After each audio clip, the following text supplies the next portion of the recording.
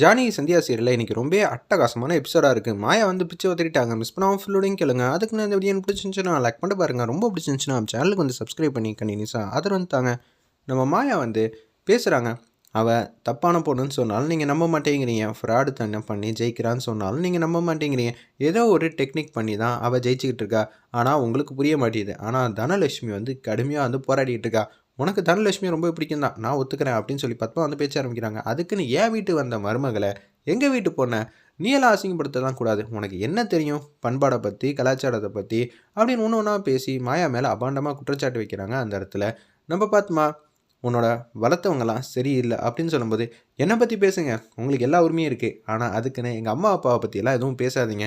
ஆமாம், உங்கள் அப்பா எப்போ பார்த்தாலும் பிஸ்னஸ்னு சொல்லி உங்கள் அம்மா ஒரு ஊரில் இருக்காங்க, உங்கள் அப்பா ஒரு ஊரில் இருக்காங்க அப்படின்னு சொல்லும்போது எனக்கு கெட்ட கோவம் வரும் அப்படின்னு சொல்லும்போது, தேவையில்லாமல் ஏன் நீ பேசிகிட்டு இருக்கேன்னு ஜானகி வந்து சொல்கிறாங்க. அந்த இடத்துல பத்மாவை, ஆமாம் நீங்கள் எப்போ பார்த்தாலும் என் வாயை மட்டும்தான் அடைங்க, உங்கள் தங்கச்சி பொண்ணெல்லாம் எதுவுமே சொல்லிடாதீங்க.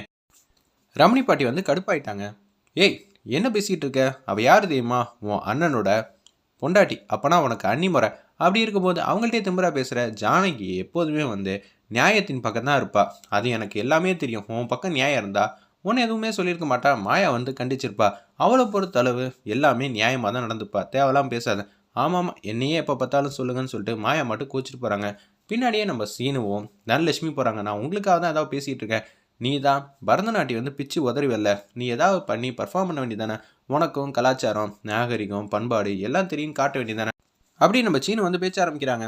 நீ சொல்கிறதெல்லாம் வாஸ்தவம் தான். நான் எதுக்காக வந்து பரதத்தை கற்றுக்கிட்டேன். எங்கள் அம்மாவுக்கு வந்து பரதம்னா ரொம்ப பிடிக்கும். சின்ன வயசுலேருந்து நான் பார்த்த வரைக்கும் எல்லாமே அவங்க பரதத்தெல்லாம் ரொம்ப ரசித்து பார்த்துட்டு இருப்பாங்க. அவங்களுக்காக தான் நான் இது மாதிரி பண்ணேன். ஆனால் என்ன பண்ணுறது, ஸ்டேஜில் ஆடும்போது அவங்க பார்க்க முடியாத சூழ்நிலைக்கு தள்ளப்பட்டாங்க. எனக்கு மிகப்பெரிய அதிர்ச்சி கொடுத்துட்டு எங்கள் அம்மா மட்டும் கண்ணை முட்டாங்க. அப்படி இருக்கும்போது என்னால் திருப்பியெல்லாம் பரதம்லாம் ஆடலாம் முடியாது. ஏய், பரதம் ஆடினாதான் நீ சாருக்கு வந்து சலைச்சவ கிடையாது.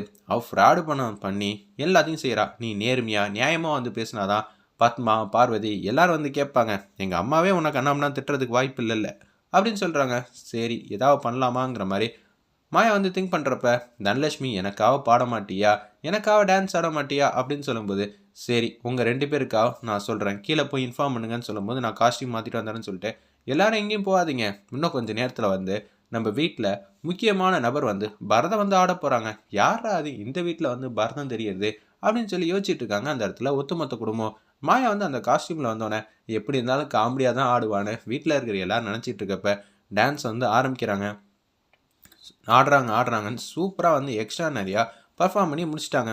எனக்கு நாகரிகம் கலாச்சாரம் பாரம்பரியம் எல்லாமே தெரியும் நம்புறீங்களா? இன்னொரு வாட்டி எங்கள் அப்பா அம்மாவை யாரும் எதுவும் சொல்லக்கூடாது. ஏன் சொல்கிறீங்க?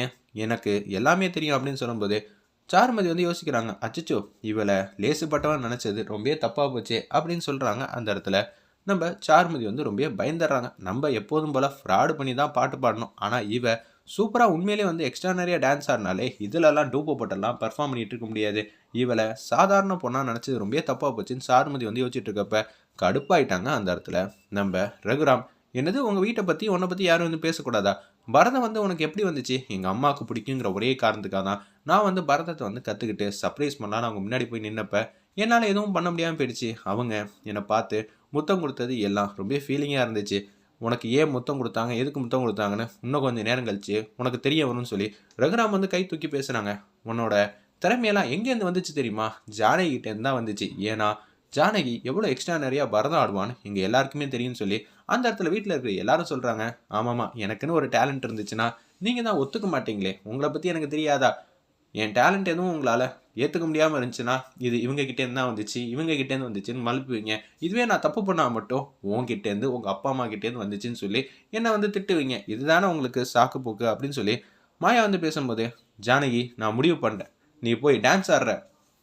என்னங்க ரொம்ப வருஷம் ஆச்சு ஜானகி, உன்னோட ஆட்டம் என்னன்னு நானும் பார்த்து ரொம்ப நாள் ஆச்சு. நீ சூப்பராக வந்து பரதம் வந்து ஆடுவேன்னு எனக்கு நல்லாவே தெரியும், போமா அப்படின்னு சொல்லும்போது, மாயா உனக்கு பரதனா என்னன்னு ஜானகி கற்றுக் கொடுப்பா, 2 பேரும் போய் டான்ஸ் ஆடுங்கன்னு சொல்லும்போது ஒரு பக்கம் சூப்பராக வந்து நம்ம ஜானகியம்மா உண்மையிலே எக்ஸ்ட்ரானரியான பரத ஆர்டிஸ்டாக இருப்பாங்க போல இருக்கு. சூப்பராக வந்து ஆடுறாங்க.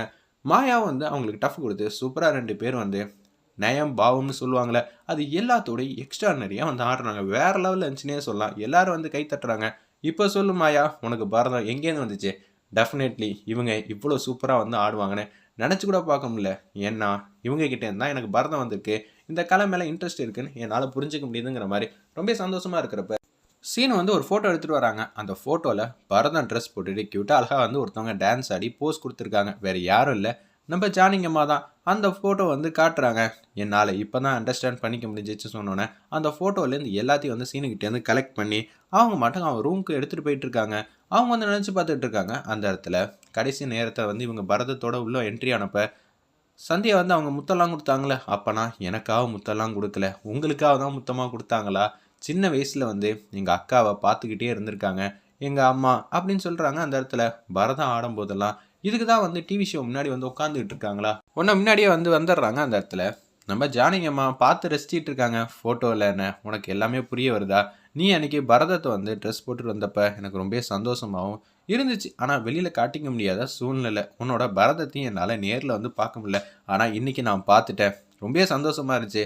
ரகுராம் வந்து இவ்வளோ ஹாப்பியாக இருந்து நான் பார்த்ததே இல்லைன்னு தனலட்சுமி வந்து சொல்கிறாங்க. அந்த இடத்துல ஒன்றால் எங்கள் அப்பா சந்தோஷமாக இருந்ததை நான் பார்த்துட்டேங்கிற மாதிரி ஹாப்பியாக அவங்க மட்டும் சொல்லிட்டு போக ஆரம்பிச்சிட்டாங்க. நம்ம தனலட்சுமி ஒரு பக்கம் என்னால் இப்போ புரிஞ்சிக்க முடியுது, எங்கள் அம்மாவுக்கு நீங்கள் அக்கா கிடையாது, இன்னொரு அம்மா.